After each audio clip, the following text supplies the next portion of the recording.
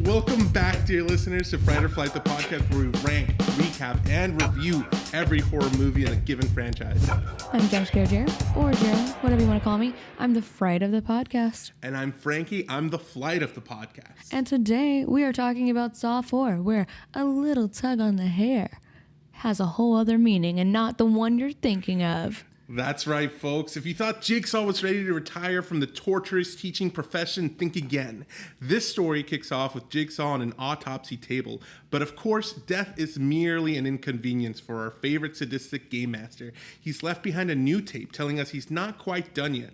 The victims, a group of law enforcement officials caught in Jigsaw's web, including Detective Rigg, who's about to learn that time really is of the essence. They've got 90 minutes to save themselves and a whole bunch of innocent bystanders from a gruesome demise. Let the games begin. Geraldine, what are your general feelings towards Saw 4? Oh, man. There's a lot happening. Ultimately, there's so much happening. I had so much anxiety during this movie, but Really? in a good way. Okay. Because I was just like, oh my God, what's going to happen? What's going to happen? And you're generally an anxious person. I'm generally an anxious person, but you I was also... don't like asking for ketchup at a restaurant. Well, first of all, I don't eat ketchup. If they put pickles on your burger, you're not going to complain. You're just going to eat them. I like pickles, so no complaints here. Yeah. But yeah, I know what you mean. Like, if my food's taking too long, I'm like, I'm more apologetic. I'm so sorry. But anyway... I was really excited watching this one. It had a lot of twists and turns. Of course, Yes. I was still like I don't know, going through my head trying to figure everything out. This one threw me for a fucking loop. I couldn't figure it out. Okay. Well, what I got to say about this one compared to like the last one, I felt like Saw 3, I told you it's my favorite one, is very emotional. This one, I think, is more methodical, a little more brain than heart.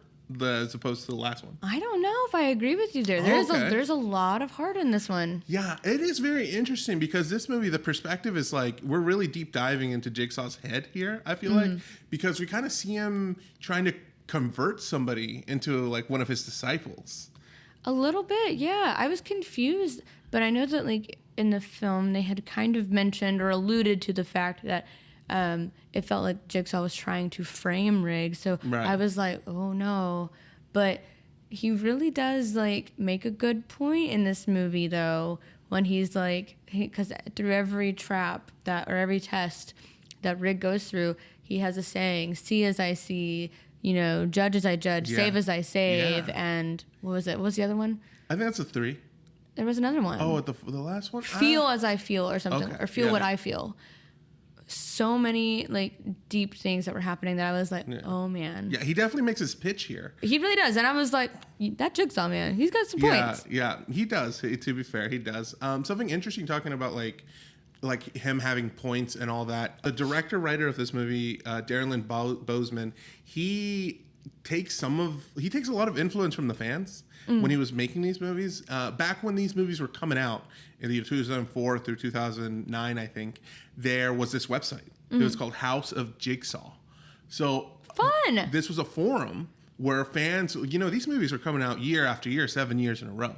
So people would get on this forum and like write down their predictions. They would, whenever they buy the DVDs, they would like look at frames, like slow motion, oh, look, I noticed this thing. I think in the next movie, they're going to do this. Or people theory crafting, people saying like, oh, this is why this happens or whatever. And Darren, I don't know if people on the website knew, but Darren looked at all of it.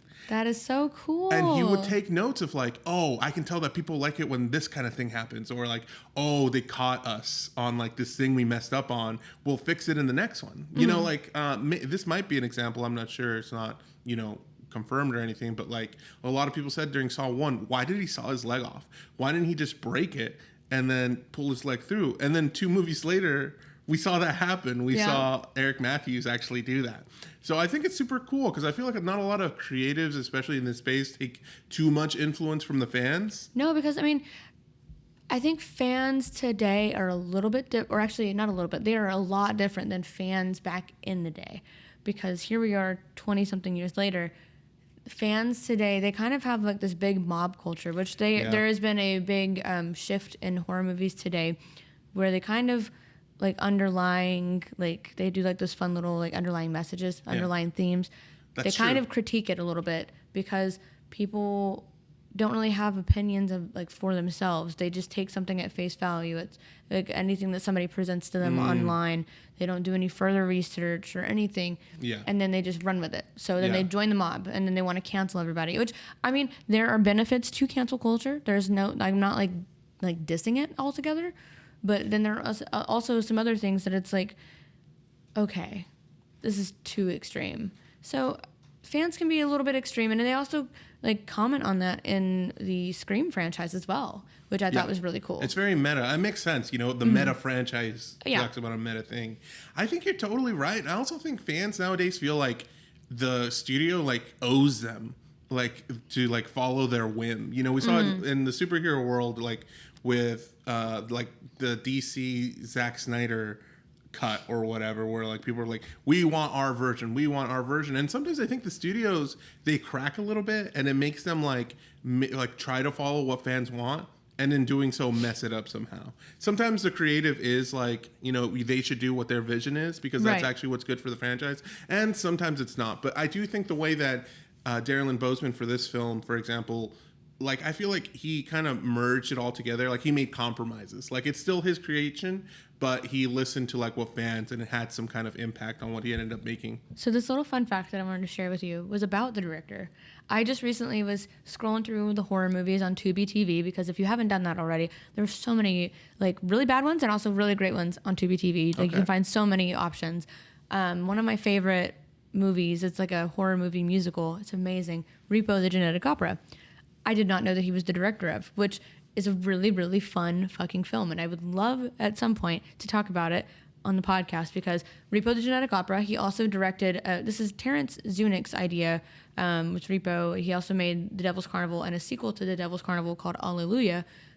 Darren Lynn Bousman directed all of those adaptations for the films. That's super interesting. And I know those films they're like smaller budget, right?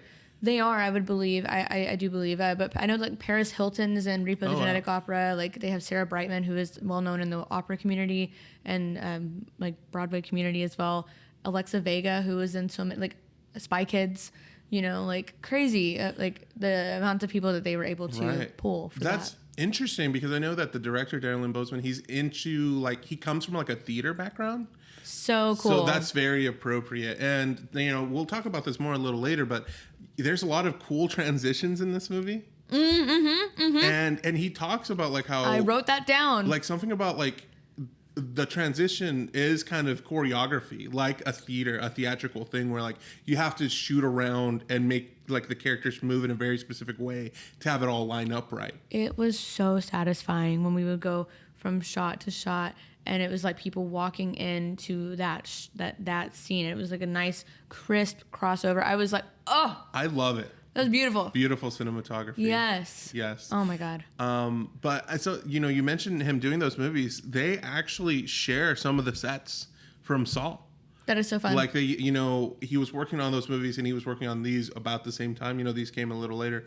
But I think it's super interesting that happened, and, you know, good use of resources, you know. Great use of resources. Those movies are fantastic. We'll get to them at some point in the podcast. And I feel like if you appreciate musicals in any way, shape, or form, you will appreciate them. I love musicals, so I'll have to check it out. Because they're gory and fun. Okay.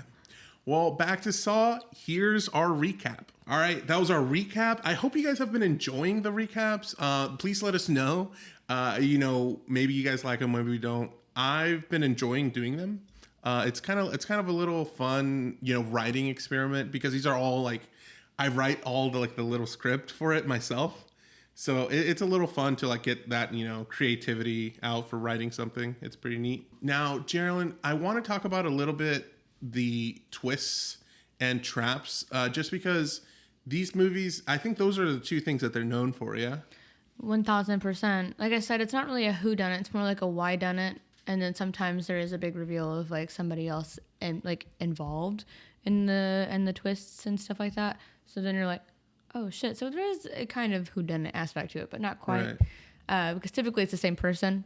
But this one threw me for a loop. I was not expecting. You weren't expecting. I was not. Well, no. Now, I think that's super fascinating for you to say. Well, do you enjoy that they have twists? I love a good twist, especially if I can't guess it. I'm like, oh shit.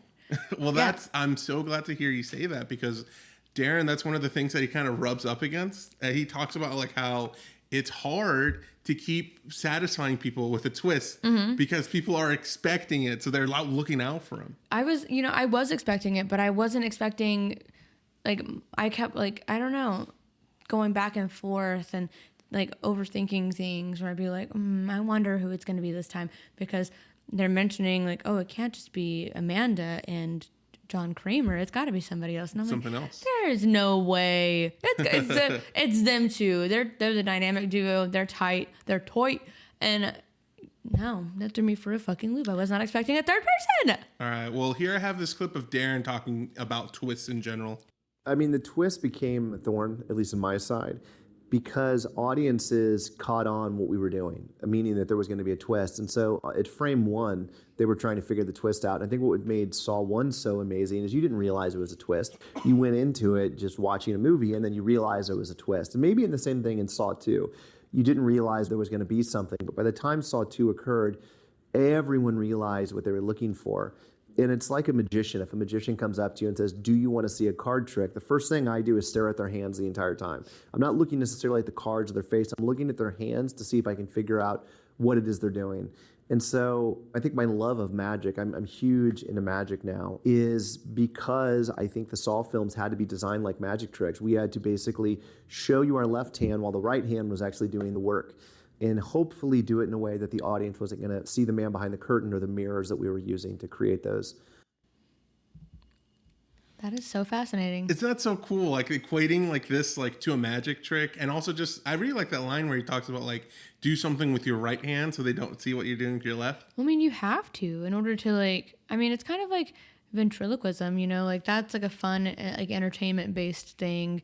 And it's an art where they move the puppet's mouth and they don't move their mouth and they're still talking. That is like, that takes a lot of skill because they are going back and forth, you know, between the two like themselves and the puppet. So, I mean, they kind of have to like pull strings around and like do things in order to make everything work cohesively. Otherwise, people can see it and then they know, like if you have one fuck up, they know. Yeah, I feel like these movies have a little bit more pressure because usually you tell a story, it's linear and there's like a narrative, like it's just a story, like, oh, boy meets girl, boy falls in love, they break up. But this one is like, there's a lot of moving pieces. They're so complicated. Yeah, you have to like plan it out really thoroughly to be able to start. It makes a lot of sense that they would have to plan a lot of things out, especially like given that John Kramer himself, the big character behind all of this, they have to kind of think how he would think and plan things out according to like what he would do as well. You really have to know the characters. Which is really cool because, I mean, hearing about like Tobin Bell like talk about John Kramer and Jigsaw in general is so fun because, like, yeah, he's literally so methodical and he has like everything planned accordingly, and we get to learn a little bit more of his backstory and like a little bit of the why he does what he does too before he had found out about his cancer. So it's just really, it's a really tight narrative. And again, the continuity, I can't be upset about. I love the continuity where they make all of these stories like flow. Now, I got to talk to you about that specifically, the continuity, because Lee Winnell, who wrote the first three movies and created, you know, the Saw franchise alongside James Wan, he talks about how, as I've said several times in the podcast, I know because I edit it, so that they didn't plan on making a sequel. Yes, I know I said that a million times. But because of that, when you write a sequel, oftentimes you don't have it planned from the get-go. Right. So every sequel that you write is kind of a retcon, unless you're doing a lot of planning. So it is another magic trick where like you have to figure out a way to make this new movie not only correlate to the previous thing, but keep it all in the same realm to where it makes sense. Like taking things that you didn't plan on leaving as Easter eggs, but making them like into Easter eggs, looking back on it, which is super fascinating. So fascinating because the way that they tied the previous three films in with this one, oh my God, I was like clapping, like I'm like they did it, they did this again. This movie came out in 2007. 2007. So I want to talk a little bit about the landscape. The year is 2007. Okay. Apple CEO Steve Jobs just released the original iPhone to the world. That is old as dirt. Yeah, and if you still have one, what are you doing? What? I don't think it works anymore. It shouldn't. I don't know. I know that you're an iPhone user. I am an iPhone user. So when did you hop on the bandwagon? I'm sure it's not the first one. It's not the first one. I did not really get an iPhone of my own until I think high school when I was able to pay for it. I bought an iPhone 6 from one of my friends. 6. And I think it was a 6 Plus, if I'm not mistaken. So that started my love for the gigantic phones. And then from there, I had the 10. And then now I have the 12 Pro Max. So those were my phones. But I've always, growing up, I've always had any like Apple products. It's like iPod Shuffles, iPod Nano Touch. Yeah, so you're an Apple girly now. I am an Apple girly through and through. Love them all. But yeah, my grandmother had an iPhone 3. My mom had an iPhone 4 for the longest time until I bullied her a little bit until she got like the iPhone 5. Like that was a little bit in between. Yeah. But now I think she's got the 10. Thank God. And I was like, Mom, please, what are you doing? So yeah, I mean, it's a fun time to watch the technology grow because to see where it came from. Because like whenever I was younger, I would text my friends on my mom's phone. So that was. Oh wow, that's interesting. That's such like a vulnerable, like open to, investigation. Like. Well, I mean, like I wasn't. I mean, it was like middle school kind of years, and then like in high school, I got my own iPod Touch, and then I got my own like flip phone because we had flip phones and stuff. So I mean, at some point, like they were not like monitoring my stuff. Yeah. So. I know some parents, they stay on it. And like every week you have to turn your phone in and. No, my parents never really did that to me. That's good. But I also wasn't really out there doing a bunch of crazy shit. Yeah, but still, like, the way kids talk to each other, they'll be like cursing up a storm and saying now the things we were saying in middle school, I feel like are so unhinged completely because we didn't have any basis to stand up on. Like we didn't understand how severe and people try to be edgy and cool or whatever. Yeah, 1000%. And it's not what it is now. I think it's a little bit better, and I think parents now are a little bit. I don't know. They're kind of learning alongside their children and trying to be like a positive role model and not. So I mean. The words that we were all using back in middle school and high school were definitely not okay now. But we live and we learn. We wouldn't do that now. That's why we were young children with underdeveloped brains. Exactly. So the idea of your parents going through all that's crazy. Oh my God, yeah. That gave me so much anxiety. I would always be like, don't text back at this point. Like I'm giving my phone back to my mom and would delete our thread. What? So you were being sneaky. I wasn't ever talking about anything bad, but like. Yeah. You just don't want you want some privacy.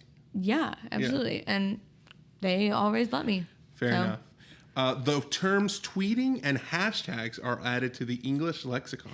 It's so funny because the trajectory from Twitter. Yeah. Versus. They were added and now they've been removed, it appears. Yeah, because now it's not Twitter, it's X. I'm still calling it fucking Twitter. Fuck Elon Musk, I don't care. As far as films go, the movie 300. Love that movie. I've never seen it. Wait, Sparta, kick. Yeah, it was great. I'll have to check it out. Shrek the Third. Hell yeah! That's when those cups came out with the chubby little Shrek babies. I love the Shrek babies. Where did you at the store? Is this a McDonald's? It was okay. McDonald's. They had 4 of them, and they even got recalled. And I don't even. Recalled. They got recalled at some point because of the printing on the glass. I think it was weird. I don't know. I don't really know what happened. Did you have one? Yeah, we had all 4 of them. Why? I don't know. We just did. Okay. I loved those cups. Drank out of them for a long time.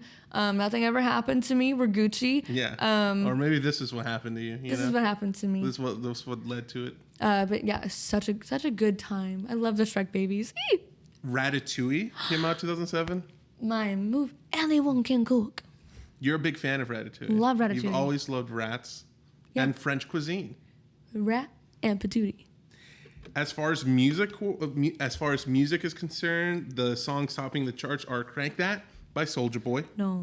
Which I remember, I think I had a middle school dance where they threw that on. Yeah, and we all learned the dance at some point. We all knew the dance. You knew the dance? Yeah. Okay, that's interesting. I just remember the "you" part. Yeah, it was like a little crisscross of the feet. You go back and you do some snap thingy, and then it was, and then you do the little Superman thing. That was the best part of it. Yeah. Yeah. That's and it was something like you. Yeah, that's right. Hey There, Delilah by Love the it. Plain White Tees. That guy came into my work several times. I was gonna say hi to him, but then I got Tom? too nervous. That's yeah. cool. Tom, if you're out there, what's up? What would have you said? Just like, hey there, Tom. No, I would have been like, hey man, I'm a big fan. I don't want to bother you while you're eating, but I'm a big fan. Could you like I have this guitar in my car? Could you do it but with my name? No, Let me record you to post on YouTube. he would be like, I want my bill refunded. Hey, if it gets me the video, you know. True that. Also, he was on the Nightmare Revisited soundtrack from Nightmare was Before he? Christmas. That's Mhm. cool. That's super cool. Umbrella by Rihanna. Good song. Great song. I love the song. One of my favorite songs. Holds up today. Still does. But that was The Landscape in 2007. This movie was on a $10 million budget, which is more, the first movie, 1 million, then 4 million. They keep now we're all increasing. the way up to 10 million, and it did make its money back. It made 140 million Jesus at the box office. Christ. So these movies are successful films. People like I these can movies. only imagine how insane it's going to be for Saw 10. Oh wow, I don't know. It makes me wonder a lot because Especially if like we talked about, like the beauty of these franchises starting like forever ago, and then people like growing up, people watch them, and then they continue to grow up, and then these new movies come out, so then people are enticed to look back and then like watch them now. yes, Crazy. I imagine the fans have maybe doubled or tripled. I will say about Saw fans is that they're not fickle. I feel like I talk a lot about Saw being like, I've always felt it like an underdog because it's not talked amongst the other big franchises. I think people always forget about Saw. And, I would have completely like written it off completely. But I feel like the people who really like Saw love Saw. So I think people might actually go out to see it, and I really hope so because I hope love so. this franchise. But like we said, it's a newer franchise. It's probably one of the newest ones we've talked about on the podcast, which is I have a good feeling about the turnout. I think it'll be like a good turnout. I hope for the best. The last Saw movie actually came out during COVID, so we couldn't really see like where we were at. Yeah, Spiral. Yeah, Spiral. So we didn't really measure how many people would go out because back then people weren't going to the movie theater much. I literally had this conversation with somebody like the other day. They were talking about like movie theaters are going to be obsolete soon. I was like, have you not been paying attention to anything? I was like, we've had like some of the biggest films ever. Like Like $2 billion films come out in Barbie, Mario, also Right. over $1 billion, and Oppenheimer's near $1 billion. Like I'm like, do you not pay attention to the numbers, because they don't lie? And I was like, people are going to see the movies because they want to see them. I personally, I love going to the cinema. Me it's too. one of my favorite things to do. I know a lot of people prefer to watch it at home, and that's fine. Like, the biggest things are like being able to pause and eat whenever you want. Yeah, I completely understand And going that. to the bathroom whenever you want. So Makes I sense. completely understand the appeal. But I personally love seeing a movie in a crowd. I like being surrounded by other people who are also excited, laughing, crying. Also, you can't make movie theater popcorn that great at home. Unfortunately, you just I can't. love the popcorn. Me too. It's It's like I don't know. They put something It's in very good. And me and you both have movie passes. Hells yeah, we do. Because we love movies. Yep. Talking about the cast, obviously we get Tobin Bell returning. Tobin Bell. You know what? This is a hot take. I don't know if I'm Okay. alone on this. All right. Okay. I have a feeling I know where this is going. After watching this movie, I was like, I don't know. Tobin Bell could get it. I knew you were going to say that. I don't know why, but I was like, she's going to. I think I can tell from a few things. You get to see him deeper emotionally. Yeah. You interact with his wife and interact with how sensitive side he can have, What's wrong with me? I think it's those cups from the Shrek cups. They got to you. Yeah, this is the recall. We should have gotten rid of him. The brain chemistry, it messed you up forever. I don't know. There was just, and also like, I don't know, just seeing him more and more in the films. And also, it's really shocking to find out how old he was when he was filming these movies. He is now 82. Yeah, he's older, and he's since the initial movie, he was kind of represented as like an old guy. Yeah, but it's crazy because he doesn't look that old to me. I agree. In these movies, he looks like he's probably 40s, 50s at max. I agree. I think he looks great. He's like in his 60s, like aging up, and I'm like, bro, why is he hot? I knew you were gonna say that. I was like just right now. Can I be honest? When you said that, I was like, I know where she's going with this immediately. I can't. And you did get to see a little bit of him in this movie, like in opening up. Yeah, you do. Unfortunately, that isn't Tobin Bell sitting down. It's actually a prop. Of course it is. But a great looking one, I will say. Like, it looks so real, and it's It really interesting did. because it almost looks Also, like that opening sequence. Ah! oh yeah, like if you thought the surgery scene from Saw 3 was gnarly, this one just takes it up to a whole new level. Oh man, it made me like I was eating cereal and I was like, why do I do this to myself? Eat while you're watching stuff like that. Yeah, because I'm like, normally it doesn't bother me. I'm like, I can just watch the stuff like no big deal. But then I was like, oh, this is tough. Yeah, it's interesting. Just in general, when I think it's always interesting when like an autopsy, coroner, morgue kind of scenario is brought up, because those are like morbid things that I feel like we don't normally think about that happen to people, but Right. it does, you know. Oh man, so wild. Such a cool scene though. It is a super cool scene. You know, I think I thought to myself a lot like, well, he swallowed a tape. What would I swallow? You know, live a little hint. I was wondering what he had poured on it because I knew he poured like something. wax. I was gonna say it looks like something to coat it so that his stomach acid wouldn't break it down. Yeah. Makes and, sense. And it was a tape, and it was a big tape. He Gluck 9000 that tape. I could not. I have this pill that is for my headaches as needed. That motherfucker, like I literally will choke on it sometimes, and my boyfriend Patrick will look at me and be like, "Are you good?" And I'm like, "I almost died." Yeah, large pills, not fun. Not fun. Not a big fan. Not I hate fun. it. Make it smaller. He makes fun of me because when I take a pill, Okay. I do this little thing, and he says it doesn't help me, but it makes me feel like it helps. That's all that matters. I do this thing, put it in my mouth, and I go, shoot my head back to make me feel like it's going down it's going down. Yeah. And he It makes fun of doesn't you. help. Or maybe, whatever. Maybe Where's- not physically, but it's all mental here. Yeah. You know? Like John Kramer. My mental illness. That's right. But yeah, it's super cool to see Tobin Bell. I feel like this movie kind of lets him give more of a performance. Oh my and god! I feel like he yes. nails it. Like he does have like more depth to his character than just being Jigsaw. But seeing like how he loves and how he hurts, Oh you know, man, I felt so bad, but also like this movie has so many things that like I could critique as well, not in a bad way, but well, yeah, some of it's in a bad way because of the way that things are painted. But again, it's kind of a different time, so I feel like it can kind of be excused. But I mean, we get to see him like go through his relationship, his turmoil with his relationship, and what ultimately like ended the relationship.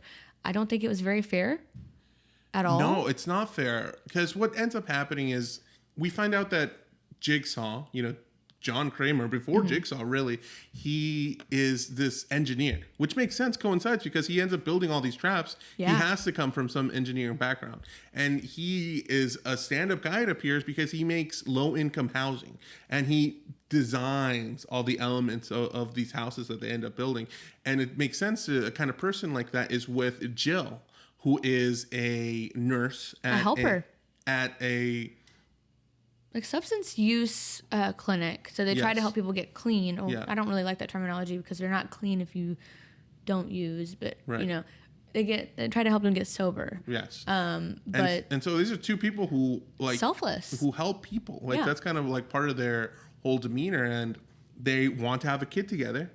And somebody who goes to the clinic ends that because they try to get in after hours. Jill is pregnant, and he's like, "Oh, can I please just get my jacket? Let me in. Let me just get my jacket." And then when he goes inside, when he leaves, he slams the door and accidentally pushes against Jill's stomach, and it leads to a miscarriage. Which was so freaking sad. It is very sad. And to John Kramer, like, this is like, look, we spent our whole lives trying to help people, and this is how we get repaid.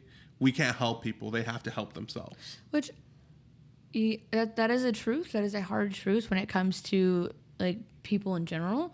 Like a lot of the time, people want to help people. It's like a general like innate human nature thing. You want to help people. You want to care about people. But ultimately, when it comes to like people solving their own problems, you can't solve them for them. They have to No. solve them for themselves. You can bring a horse to water, but you can't make them drink. Exactly. So, I mean, that is a big message, and it's a good message for sure. Just to kind of, but I mean, at the same time, that shouldn't discourage people from helping people still. No. And it also shouldn't paint like people who have substance use problems like that as well. That was my biggest like gripe about it, was I was like, oh man, like it was an accident. Obviously, he didn't Yes. mean to do that. And you could see him feeling regret instantly because he's like, oh my gosh, no, you're going to be okay. And he's doing this because he has, that addiction that he breaks into this clinic to steal a bunch of drugs. Yep. And it's not fair to her. Definitely not fair. Like, I don't know. It's just a really hard thing. It's definitely not a black and white issue at all. It's just one of those things where it's like, yes, what he did was a bad thing, but he's also, it's a disease. It's not something that is simply like, there are choices involved, yes, but it's a disease ultimately. That's right. Yeah. And also, he did not mean to do that to her at all. No. And it was an unfortunate circumstance. But I just don't like the way that it painted Cecil, because even though he was an addict, a person in an active addiction and stuff, he did show remorse after. But I think he had a lot of anxiety, but he couldn't really process anything that just happened. And he was like, I also just did a bad thing where I stole from the clinic that is trying to help me. Yeah. So I'm gonna zip. Yeah. But ultimately, John Kramer knows something's wrong, because he's waiting for her, which it feels like he's really emotionally and physically controlling. Right. I don't, because he's so meticulous, methodical. He is very she said that this pregnancy was fully planned. Yes, to align with I think the Chinese calendar, which is cool. I mean, some people do that. That's okay. Yes. There's nothing wrong with that. But at the same time, intense. It's very intense. He's an intense person, and he feels. I wonder when he was born. He's definitely a Type A personality. 1,000%. Yeah. 1,000%. And it just feels really weird, given that he was outside waiting for her, and he knew something was up because she didn't come out at the correct time. That just feels weird to me. Is that weird? I think it is weird, but I definitely think it goes to show his character. I mean, clocks are a big thing in a lot of his traps, and he's always looking at his watch. He's had a lot of drug addicted people in his traps, so I don't think he's perfect. I definitely think he held a grudge. Okay, you want to know a theory that I had? And I mean, it may be way too soon to have this theory. Okay. But at first I was like, okay, these FBI agents, Agent Strom and Agent Perez that we get to meet, played by Scott Patterson and Athena Karkanis, they are meeting Jill Tuck, who I was like, who the fuck is this Jill girl? Right. Who is she? And we get to meet her, played by Betsy Russell. She's obviously his old wife, ex-wife. They are kind of framing it in a way, or Jigsaw's framing it in a way where it's kind of coming back to her, and we're like, whoa, what? Oh. She's in on it? In my brain, my theory was oh my God, she works at this drug clinic. She's feeding all these addicts to John Kramer. They're in on it together. Interesting. Why? How did he meet Amanda? Uh-huh. Yeah. It makes sense. Who was also who addicted. It makes sense, right? But I mean, I don't know. Maybe that's really too early to tell, because I really don't know Jill's involvement in it, because I'm not convinced that she's not involved. That is a very interesting story point. Just in general, comparing it to the real world, there are husband and wife couples who have gone on to do awful things together. Hell yeah. I don't know how that comes up. I can get, if you meet that way somehow, that makes sense to me. But if you're just chilling watching Seinfeld one day on TV, you're you know what you should do? Just the level of convincing you have to do, what? You have to both already have that in you, I can only assume. I mean, I can understand that trauma changing the both of them, though. Okay, because I can see that. It did ultimately change John Kramer, and then he right after that happened, he finds out he's got cancer. Yeah, so the pieces are all kind of are all falling in place, like a jigsaw puzzle. Literally. And this thing happened to him, and now he's diagnosed with this, even though he spent like you said, selfless life, devoted to helping other people. And this is how he's repaid. People have to help themselves. I felt so bad, though, for Jill, because, yes, that is his child as well. And, yes, he's entitled to feeling sad about it. But, imagine being the one who physically went through the loss. Yes. You mentally and emotionally were there, but, she physically went through the loss. And I don't know. I know people cope differently, but it just felt I was imagine how she feels, my dude. Exactly. He blamed her. And she says that later on in the movie. She's like, yeah, who was my son too? Yeah. Yeah. And not only, but like you said, she had to go through the physical process of doing that. She carried that baby for several months. Yeah. She was ready to pop, it looked like in the movie. I would probably guess anywhere between 6 to 8 months is where she was. Exactly. But I think that goes to show too, just a little bit of, sometimes John is a little off the mark. You know what I mean? He's very strong with his reasoning, but at the same time, he's not quite always right. I don't think. One thing I would say he was right on the mark for, right on target for, was the feel what I feel part of this film, where Riggs is going through these series of tests. Second test that he had to go through was going to this hotel, in which there's one part of me that felt really bad about it because the hotel or motel guy had a dog, and I was like, you just kind of like forced this guy to like hurt himself / kill himself, and he has a dog, and now the dog doesn't have anybody to take care of it. Now the dog doesn't have an owner, so that was what I was really upset about. The dog will be fine. The you dog say will that, find but an stray owner. animals, I don't know. Stray animals find a home. They do. It just makes me feel sad. Anyway, I love this because this was like perfect. We've seen a lot of these movies now. We've seen a lot of victims. Yeah. I don't think we've seen one that is more deserving. More deserving. He deserved worse, truthfully. Yeah. He deserved so much worse. It's so interesting. And you bring up Rig, he's our kind of protagonist in this one, as opposed to Detective Hoffman in the past or Jeff in the last movie. We follow another one of the SWAT team officers is what he is. He works for the police. And like I said earlier, which I also liked that we got to really get to know him a little bit more. Isn't it crazy? Like he was in Saw 2 and now he's the main character. Yeah, he was in Saw 2 and Saw 3, and now in this one we get to see him. Yes. And I was like, I like this. So I can kind of, I said at the offset that I saw Saw 3 was very emotional. But I do think this movie has a strong empathetic angle at it with Riggs' character and just being this guy who genuinely wants to help people. Right. There's another scenario where like he's faced with like this decision where he's an empathetic person and he sees this guy who's done these awful things and Jigsaw's trying to convince him. Yeah. And so it works. But I mean, I think anybody would be on Riggs' side with this one. And Jigsaw's. I think it takes a lot though to like put somebody in this kind of trap. If you, because this is a big trigger warning to anybody at home who maybe may or not have seen it. There is a lot of like sexual abuse and rape in this. It's hard to watch. Very hard to watch. Disgusting. This guy was like, I didn't do anything wrong. He videotaped the women that he did this to. Like, they should have literally chopped off his penis and let him bleed out. They played the videotape like in the movie, and Rig had to see it, and like. Terrible. It's just and you awful. can just hear like the screams and the yells and the crying. Horrible. And again, big trigger warning. It was terrible. I was like fuming with anger, and I was like, Rig better not fucking let this guy go just because he's a human. Yeah. Fuck that shit. And no, he does not. He makes him get in the trap, and it was rewarding. He goes out in the worst way possible too, because he halfway does it. He has basically each one of his limbs is tied up to a corner of a bed and to chains. And he has 2 buttons. Pressing one button lowers down like a scythe onto his eye. Basically, what would you say? Like stabbing his eye? Yeah. And then another button that would stab the other one. He presses one, and that big scythe comes down, smashes against his eyeball, and then he's about to do the other one. He's trying to get to it to be able to do it, and he doesn't do it in time, and all his limbs just get teared off. It was literally so rewarding. However, again, could have been a much worse punishment. Again, if he was using that one tool to, like he was weaponizing that one tool against people, they should take that tool and rip that off of him.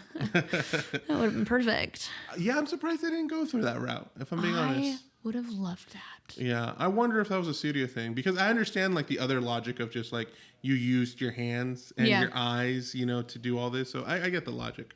But man, that was it was tough, and it was one of the most gnarly scenes that we have gotten in this film. Oh man, it was good. This movie in general, the traps, we talked about Saw 3, and I think Saw 3, the traps are, out of the world. Out of the world. This one, I feel like continues it. Like a lot of these are hard to watch. Yes. Yeah. And here is Darren Lynn Bozeman talking about the traps. The traps are the very last thing that we figure out. The script is written with placeholders. It'll say trap 1 goes here, trap 2 goes here. So the traps progress throughout the pre-production process to what we're actually going to do.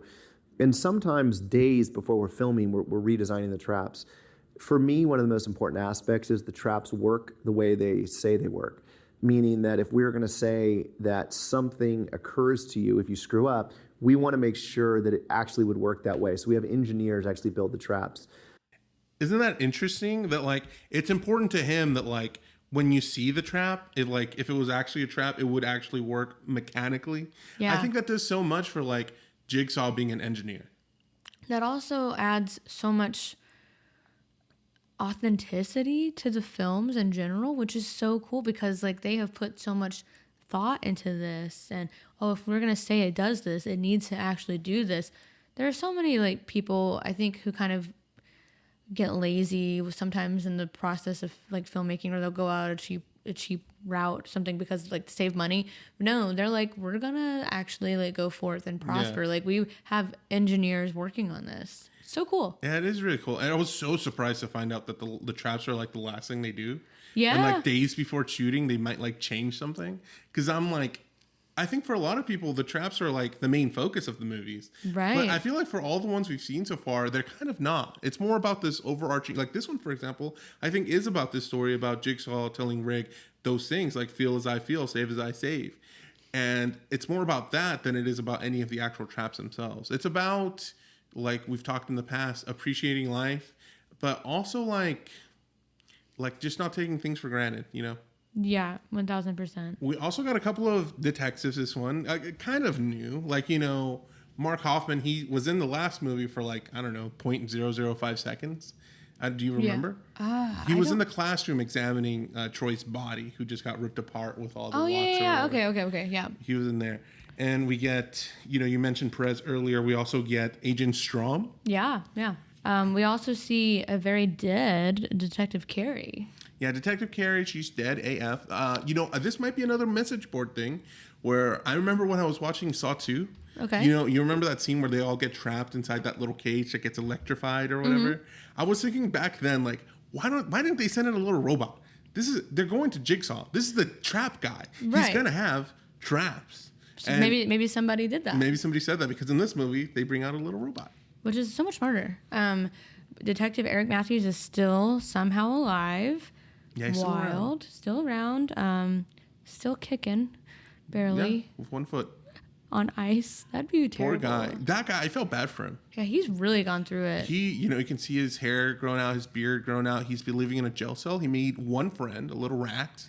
Remy. It would make sense, yeah. It could come out same year. So, maybe he moved over here to help out our friend Eric Matthews a little bit. Yeah, maybe. We get a lot of different characters. We get to see Lynn and Jeff again. Amanda. Very briefly. Very briefly. Again, and I don't think we get to. We do get to see Lynn. Yeah. Fully together for like 2 seconds. Yeah. Yep. And then.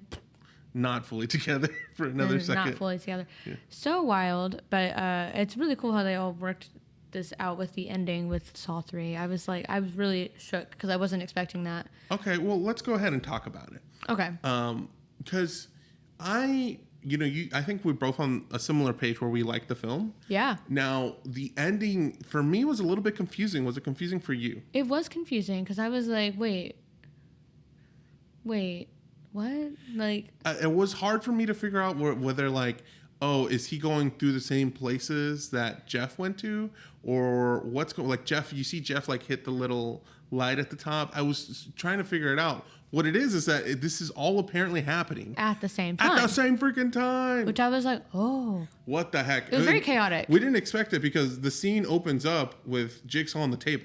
Mm-hmm. So you think, oh, like they got his body back from the events of the last film. This is all happening afterwards. And then we go all the way back to the very beginning again at the end of the movie, which I was like, oh, okay. Yeah.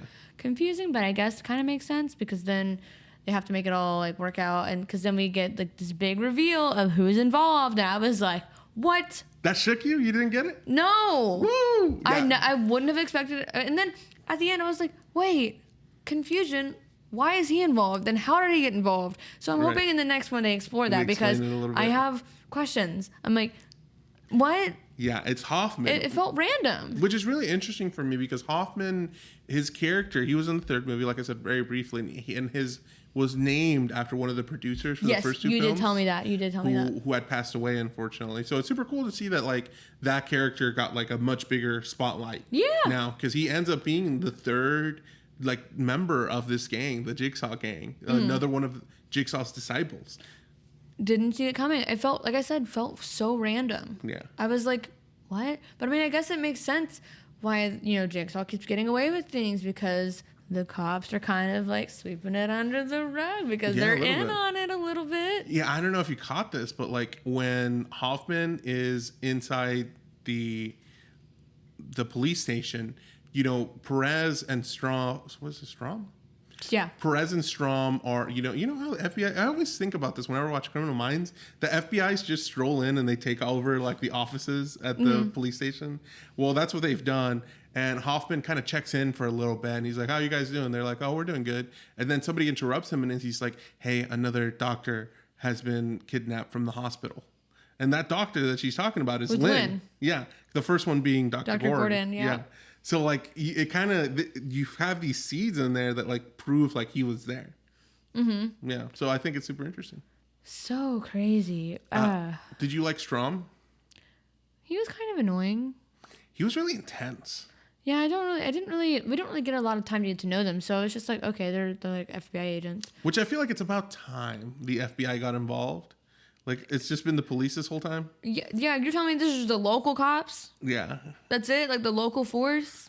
Yeah, so I'm glad the FBI finally came through. I feel like they should have been here. Oh, yeah. This kind of serial killer. But yeah, there was so many cool things that happened. We talked about this every time. Just drives me nuts. If people actually fucking listen to Jigsaw. Yeah. If they listened, people would still be alive. That's true. But no, this was the big test, and they even tie it back to the beginning, or not, well, close to the beginning, when we find out Detective Carey is deader than dead. Rig just runs into an unsecured room. That's right. Why would you do that as a cop? That's stupid. Mm-hmm. You know not to do that. You're trained not to do that. Yes. The whole thing about this is that it all ties in together so well. Like we see all this origin story for John Kramer that's like people have to save themselves. And that's what he does. And here are the repercussions for when you don't. When you go a little too far, other people get hurt, which I think is kind of true. It is. And for a second there, they threw me off having the lawyer, Art Blank, having him be like this guy, like this kind of facilitating whatever is the traps that are in this room. Yeah. He's like the Zepp of this movie, I feel like. Yeah. I was like, whoa, like, is he involved? But I was like, nah, that'd be kind of too obvious because he's a lawyer, but also why wouldn't John kind of have it out for him, So then we also get to see this beginning scene, which I did not tie in together until later. And I was like, oh, shit. That makes a lot of sense because I wasn't paying attention to the guys' faces when they were doing all this big thing. We see these guys, one being Art Blank, his mouth is sewn, and then this other tall gentleman, his eyes are sewn shut. That was painful. Idea. Yeah. And instead of trying to like rip your thing open with your mouth or something and try to communicate like, hey man, I'm over here, don't kill me. They don't do that at all, and it's so intense and full of anxiety, and it's a mess. And Art kills the guy and gets free. I do think he has a distinct advantage. Yeah, because he can see. Yeah, because he could see. Now, if I could see, I feel like this is one of the only traps that we've seen so far that I could make. I feel like not in design, but like that I could survive. Okay, hear me out. We talk about how tough we are, and I got a quick little story to tell you. Okay, let me know. So I was at work the other day, as one does, because you work to survive in this economy because you can't otherwise. It's tough. Anyway, so I work at a restaurant, my friends, at home, and we have these fancy drinks that have fancy little garnishes that make it look pretty. One of them being a margarita, and we take an orange peel and put it in there. Cute, right? Well, the peel that they had was a different peel than I'm used to. Typically, the peel is fully vertical. So it's like the little potato peeler, and it stands at a fully vertical level. So then you're peeling you can control it. It's easy. This peel was a horizontal peel. So there was a handle, and then the peel was horizontal. I was using it going slow, fucking slipped, and I potato peeled my fucking thumb. No, that's a saw trap. It's a saw trap. That's a saw trap. And that's literally I was like, we talked so like a big game that we could do these traps. Oh no. And I literally was like, I was really calm at the moment, and I'm very afraid of blood. I'll have you guys know this at home. Oh, no. I was like, to the person who was bartending at the time, because like we have a person on the other side who was garnishing the drinks and preparing it with ice so they could take it. And I was like, I need somebody to take over. I have cut myself really badly. And he was like, are you okay? And I was like, I don't know yet. I go to the sink and it starts gushing blood. You peeled your thumb. I peeled my thumb. Your potato peeled your thumb. I potato peeled my thumb. It's healing very nicely. I'll have you know that. But in the moment, it was really, really, really, really, really, really, really bad. That sounds awful. I'm not going to lie to you. It was awful. It sounds It was a chunk. traumatic. You want to know what's gross? Even more gross? What? There was a chunk in my skin in the potato peeler. Oh, no. I just, like that kind of thing, like mutilation. Oh, my gosh. So, like, the idea that some of these traps are based on self-mutilation to get yourself out, hell to the no. Okay, I'm dying. Yes. I told you before in the podcast that, like, some of the things I'm scared of most is, like, hurting yourself. Yes. I don't know. There's, like, some psychology about, like, when you find out that you did it at your own hand, it's, like, it's traumatic. It's a level of shock. I was literally in shock for a while. I was like, I can't believe I've done this to myself. Yes. I can't believe I've done this to myself. Oh. It's healing very nicely, though, now. That's good. That's awful. Do you think you're ever going to peel something again? I have. I'll let you know, but I will You never. have? I will never use a horizontal peel again. I've been using the vertical one. I was like, is it the vertical one? Because I'll use that one. If it's the horizontal one, fuck that one. Well, I'm sorry. Yeah. Yeah. Do you have like photos of this? I do have photos of this that we can definitely show in the podcast Oh, really? if you wanted to show it. Okay. Big trigger warning for Big these trigger images warning on at here. home. If you want to see it, here's where we'll show it. Yeah. And that's it. And that's it. So that's also another reason to go check out the video podcast if you guys are interested, so you could see this gnarly mess. You could see the gnarly mess that I have self-mutilated my thumb. There was a chunk out of my thumb. Oh, that sounds so awful. It does. I'm sorry. It's honestly, it doesn't even hurt anymore. It's healing very nicely. Good, so good. The human body does incredible things. John Kramer would say. Literally, the first thing that came out of my mouth was, "Oh my god, my hands are gonna be so ugly for like when I get proposed to." What the heck is wrong with you? I don't know. That's what I was thinking of in the moment. Yeah, and now Patrick has to wait a little longer. He was like, "You're not gonna have ugly hands." I was like, "My hands are gonna be so ugly." Nah, they're gonna heal just fine. Well, if anything, it'll make me look tough. I'm one tough bee, you know. Yeah, scars. You know, I got a gnarly scar on my finger. I actually like it quite a bit now. Like it healed very well. Had to get 5 stitches. Very uncomfortable to get stitches for me. Not a big fan. It's the first time I ever got stitches, and also there is something about the lidocaine that I really don't enjoy because, you know, when I went to go get the stitches, they injected me. It might have been the person that I got because I know they were like a training doctor, so they weren't doctorified or whatever it is yet, officially. So she would take this big syringe and she would I'm already out. She would stab the deepest part of my wound, right, to numb my fingy. And I was like, she was like, "Can you still feel that?" I was like, "Yes." First of all, the lidocaine is awful. The lidocaine, because what it does is it numbs you, right? But when it's as the liquid is like being injected into you, You can feel it. It feels so bad. Like it feels like it's killing my nerve endings. Like worse than alcohol on a wound. And so she does that. I'm in pain. Like it hurts so bad. And she's like, "Can you still feel like after?" Then she goes with a needle, and she tries to put the first stitch in, and it hurts like hell. So the lidocaine didn't help at all. So then she goes back and gets more lidocaine. I'm so stressed. And then more lidocaine. And I am just like, I am in pain on the hospital bed. And I'm just not surviving this very well. And eventually I'm like, we've gone through, I don't know how long this took. To me, it felt like an eternity. Like it probably only took like 10 minutes to get here, but to me, it could have been an hour. And eventually I was just like, just stitch me up. Like, I just like, that's enough lidocaine. The lidocaine felt like it was worse than the stitching.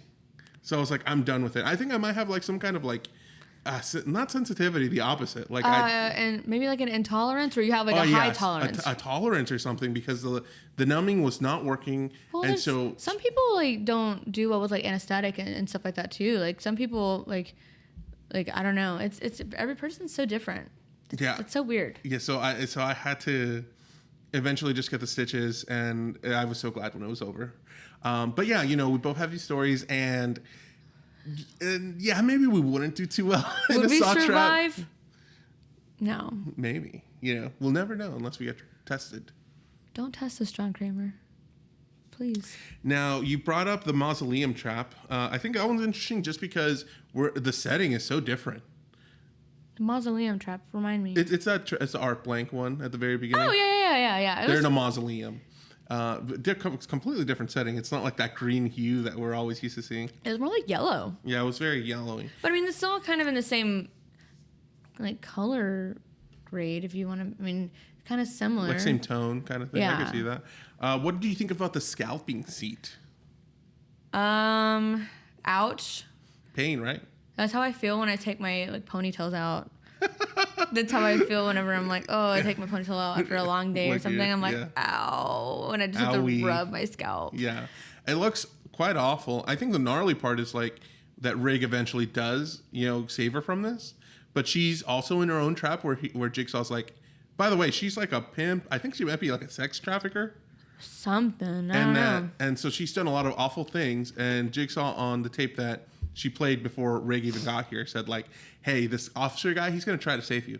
If he does, you have the choice of letting him save you. Everything's fine. And then he's going to send you to jail for all these awful things you've done. Or you could kill him and have your freedom and you won't have to go to jail. So she tries to kill him.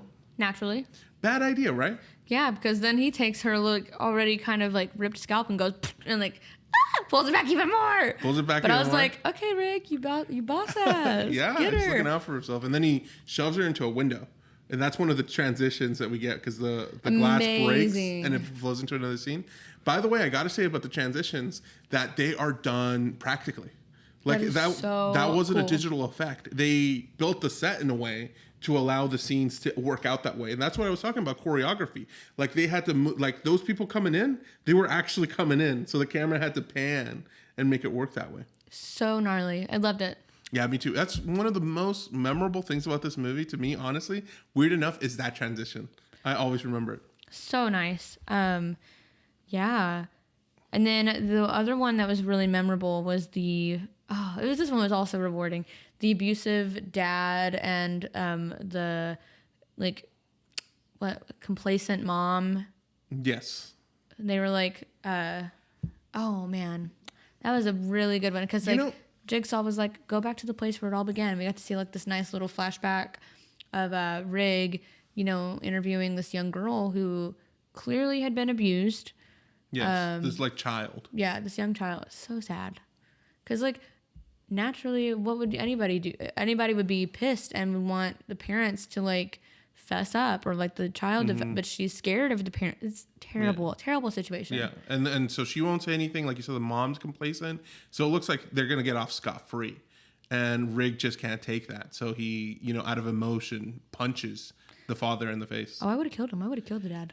Well, unfortunately, Rig faces some consequences about this because he has a lawyer who happens to be Art Blank. And we see some kind of things we typically see, like, or think of when we associate with the police, and just like, obviously he did do it, but the only witness there besides them was Mark Hoffman, who's saying, "Oh, that never happened." So it is wrong in a sense because Mark Hoffman, he's lying. He's like saying like, "Oh, Rig never did that," and so like we're gonna win this. Like I'm the only testimony that you have. Right. And so that is bad because the police shouldn't lie. Right. But to be fair, that MFer deserved it. He did deserve it. Yeah. He deserved worse. He gets a little worse for the trap. This is also really nice too. Yeah, he gets it's the couple and they're back to back and they have just giant spikes, rods going across several parts of their body like a shish kebab. Yeah. But the interesting part is that when they go through him, it's all like his like important vital points in his body. So if he were to remove the rods, he'd die. But for her, I mean, come on, it's still painful, but she can still survive this. Yeah. And Jigsaw allows her to quote unquote free herself from this complacency, as you mentioned before. If she takes out all the spikes, she'll survive. But he won't. And I'm for so him, proud of her in that moment because I'm sure there's also a level of like this freedom that maybe she's getting from this. Like, she seems like pretty enthused to do it. Like she's like, and she almost starts immediately. And her performance, this actress, like yelling, she sells it to me so well. Yeah. Oh man, so rewarding. because then she gets out, and then Rig also like gives her the key. Yeah, it's the whole save as I save, and I think, like we said about like the bedroom trap, where he kind of sees like Jigsaw's point. Yeah. Yeah. Man, the bedroom trap, that one's pretty gnarly for me because that one is just, it has so much weight to it, like so much emotion to it. So that one was just so well done and so well executed. He deserved way worse than what he got, but I'll settle for it because it's fiction. Okay. Well, the last trap that I want to talk about is the knife trap, which I think is really interesting just because we get to see like For super Cecil. bare bones. Like Jigsaw's there himself. It's not a tape. He's giving him like, Cecil, this is what you've done. Yeah, this You're is awful. the first trap that he makes. Yeah, and it's also Cecil, Billy Otis, who plays him. Yeah. Great performance. Like Great I feel like performance. he's such a natural. I think he was great. But because this is a little personal here, where he is in a trap because of what he did to John's wife Jill.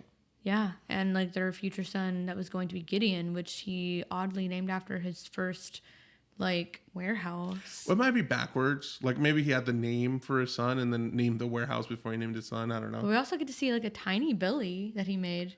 Do you like- think in that context it was cute, or was it still creepy the whole time? It's still creepy the whole time because I'm like, I mean, I don't know. Like, it's not like a cute puppet. It's not. It's not cute. It's interesting. Billy has been in every movie so far. So I mean, I love it.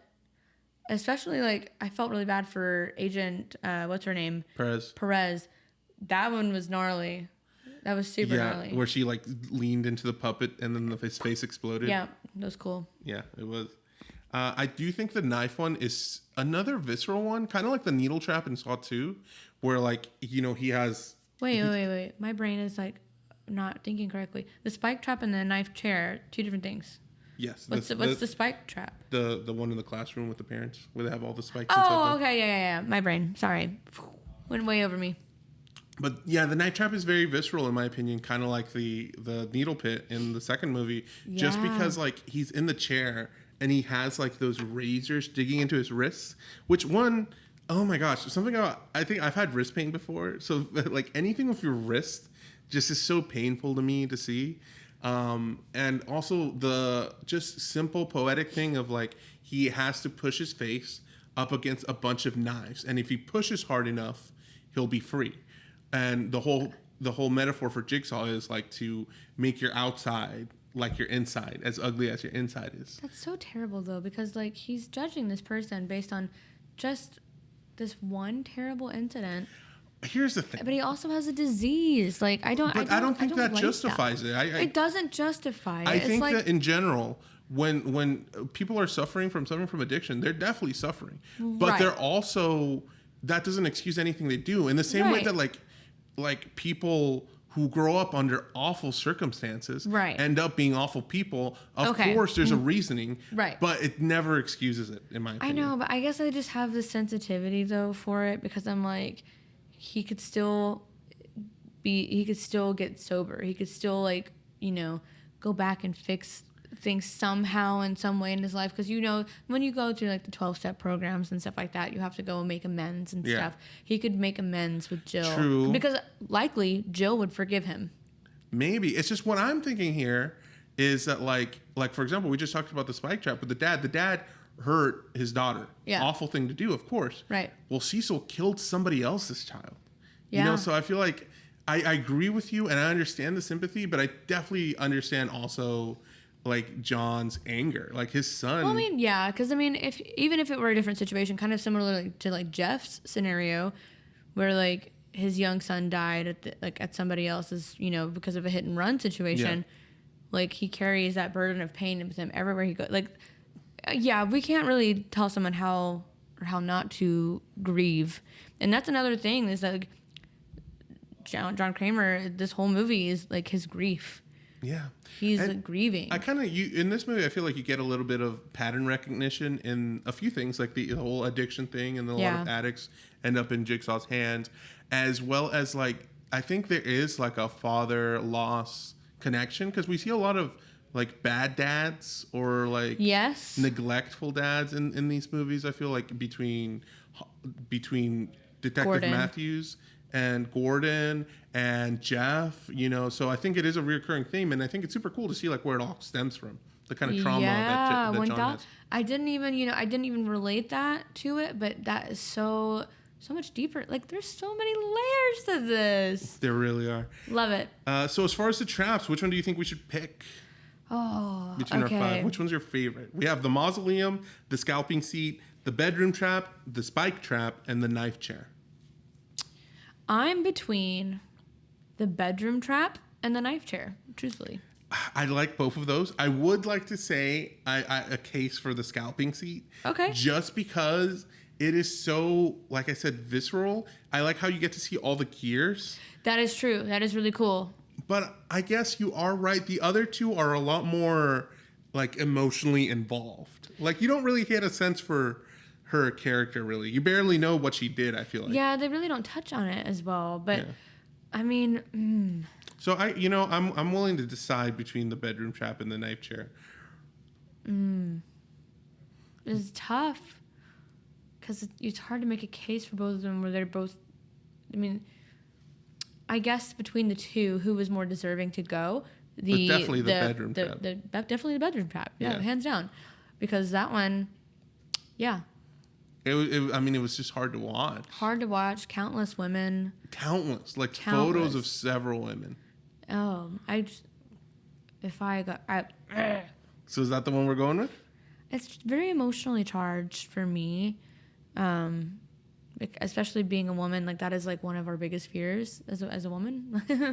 Like, so I feel like that one's gonna be the one, like the winner for me. But I mean, if you have a different case, make it. I don't want to just make that. I think you're right. I think that trap just has a lot of things going for it. Like, it's not just like the trap itself. You know what we didn't even discuss though? The ending trap. The trap with Eric Matthews and Detective Hoffman. Yeah, I think it's so interesting. Like that so the trap that. There's a whole triad going on here. Yeah. Between Hoffman, Matthews, and Art Blank. Yeah. Where we don't really get to see much. To me, I don't think it's much of a contender just because Hoffman trap never goes off. Neither does Art Blank's trap. His doesn't go off. And Detective Matthews, his is so dependent on other people. And that's true. It's true. Because, I mean, I was going to say, though, like, at the end, just a big splat. Like, it was fun. They're huge ice cubes. It looks awful way to go out. But he's been wanting to go out. So, yeah. And it was probably quick and painless. I'd hope so. I mean, his head exploded like a watermelon. Yes. I wonder if they used a watermelon for that sequence. That would be kind of cool to know. Well, I got to tell everybody, during the recap scenes, there's sound effects in them. Oh, yeah. And I use sounds of like watermelons being sliced open and stuff or vegetables being cut. We love a good Foley artist. So I use clips of that for the sound effects. Yeah. Very exciting. Yep. I guess bedroom trap's gonna have to be the winner. All right, we're gonna pick the bedroom trap, and now we have to decide where it's gonna go on our list. Okay. So far we have number 1 the rack, number 2 the noodle pit, and number 3 the reverse bear trap. Oh, I still think the rack is one of the most gnarly traps that we've gotten. Like, it's just so painful to watch. So I'm still gonna keep that. I would still vote that for number 1. Yeah. The needle pit. I'd almost want to move it down. I think. I don't know. Really? I don't know. Maybe to me, I feel like the needle pit and the reverse bear trap are so iconic. They are. This one kind of falls into 4th place for me. What do you think? I mean, I'm okay with it. You're okay with it? Okay. So now we have the bedroom trap as our Saw 4 representative, and it's going to be number 4 on our ranking for the traps. Let's talk about the movie, Geraldine. Okay. Let's talk about where we think this movie lies. Our current ranking is just backwards, 3, 2, 1. 3, 2, 1. Our favorite is 3, number 2 is Saw 2, and our number 3 is the original Saw. And this goes Saw is the last place, but we also really enjoyed that one. Yeah. And I think this movie continues the trend of films that we enjoy. Yes, I agree. 1,000%. There's so much happening here. I do feel like 3 was executed in a better light than Saw 4, just as far as like the narrative. Because of some of the confusion, I would vote that it would be out of a 10 for me. I might put it at maybe like an 8 or a 9. I think I'm on pretty much the same boat. I think I'm gonna give it an 8. Okay. Like I feel like the third one is my favorite. I think this one, what it nails is the complexity. Yes. And just there's so many stuff going on, and it's so intricate. And I feel like this movie does that very well. Yeah. The failing mostly for me is simply how confusing the ending is. Yes. When you're like, oh shit, this is all happening at the same time. Yeah. And then again, like you don't really see Hoffman, but like maybe once in Saw 3. So in my brain, I was like, I don't know him very well. And then all of a sudden, he's the third person, the third mastermind behind the Saw. What? Right. The last reveal we got, we saw 2, you spend the whole movie with Amanda in the trap house. Yeah. And then it's revealed. Which threw me. I was like, what? Yeah. But this one, I was like, what? Yeah, like more of a confused what. But it was still a twist that I did not see coming. But I was like, okay, what? Like, what is happening? So yeah, to me, I'm gonna actually narrow it down to an 8 as well. Okay, so that gives it a 16, which puts it number 4 in our rankings as well. Number 4 is number 4. Number 4 is number 4. Which I'm pretty happy about. Like I so far all that we haven't given below an 8 so far. We'll see what the future ones hold. But I mean, like I said, this movie was great. I enjoyed it. It was a good ride, but there was just the ending narrative, like the overall confusion that I felt, where I was like, wait, this is happening at the same time. It just didn't fully pan out for me. And then the confused what that I got, where I was like, because the reveal didn't quite make sense, but I was still shocked by it because I didn't see it coming. So I mean, on one hand, it was successful in that way, but on the other hand, I was like, where did that come from? Yeah. Another thing I want to say is just about movies and television in general. I do not like it when characters are unceremoniously abandoned. And that's kind of what happens to Jeff. We spent so long with Jeff in the last movie. And in this one, it's just like, oop, pop goes the weasel. He's gone, actually. Yep, because they were like, oh, Agent Strom is going to shoot somebody who's undeserving. And then that's it? That's all we get? Yeah, I like Jeff so much as a character. It just seems kind of messed up that we see him go away like that. They completely abandoned another plot point that was really pivotal towards the end. There was like another big end reveal at the end of 3 where he was like, oh yeah, your daughter's in a room with no air. Like, what the fuck happened to her? Did they end up finding her?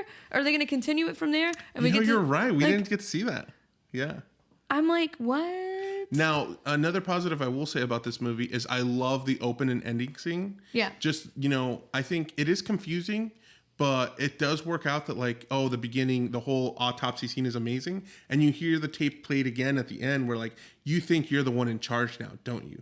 Don't think you're going to walk away untested. And don't think things are over just because I'm dead. Things are only just starting.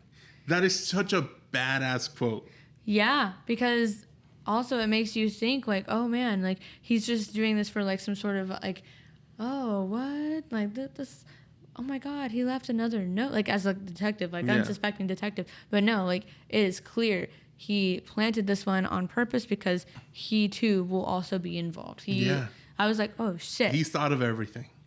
Now I gotta know who the fourth person involved, because there's gotta be a fourth person in the equation. I mean, otherwise, how else would he be successfully tested? Who's got it? Somebody has to continue the work. That's why my theory is it's fucking Jill.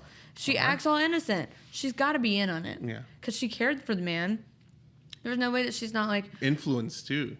Okay. Yeah. Also, who's feeding John Kramer these addicts? It's got to be Jill. Okay, that's interesting. You're right. You're like Charlie and with all the I'm like the Charlie Day meme from Horrible Bosses. Like the pieces are piecing. Yeah, they're puzzling. They're puzzling together for sure. Like, so lots of theories, lots of feelings. Yeah. Excitement, really. Now, Geraldine, I'm going to squash all that excitement right now. I'm just kidding. Okay. God. But I have to tell you that I'm so happy that we've been enjoying these movies so much. Yeah. Because Saw is one of those franchises that has a little asterisk next to it saying, usually people say only the first one is good. Yeah. I think we've come to prove that wrong. I think 1000%. I think we've thoroughly been enjoying them, and I've been kind of surprised, honestly, like how much I like these. I might like these even more than I did when I initially saw them. You know what's crazy is like looking back at our previous franchises, it's really rare that like so many are good. That the sequels are even better. They're holding up because like I mean, as we saw from like the original Texas Chainsaw, those first 4 films, the first one was the only fucking good one. The other ones were like garbage. The sequels were awful. So bad. So I'm like, oh man, like it's just so rare that you find a movie that is just as good, if not better, than the original, which is really exciting. Which is awesome. Like you said, it's a rare occasion. So it's really nice. And so we'll get to see if they're able to maintain that quality. We sure will. And I'm excited to see where it goes. Me too. Thank you, everybody, for listening. Follow us at Fry Flight Pod. Leave a comment. Let us know on our Instagram if you agree with us or not. We're going to be posting some TikTok skits soon. They might be out already. Who knows? But I hope you guys enjoyed those. And you can see them on TikTok, like also, I said. subscribe to us on whatever platform you listen to your podcast on. If you listen to Spotify, thanks for being some of our followers. It's super exciting. Yeah, we really appreciate it. We do. Yeah. And we'll see you guys next time. See you next time. Bye. Bye. Thank you for listening to Fright or Flight, a Live Oaks Village production. This episode was hosted by Geraldine Johnson and Saul Alberto Arizmendi Ochoa. Editing and music composition by Saul Alberto Arizmendi Ochoa.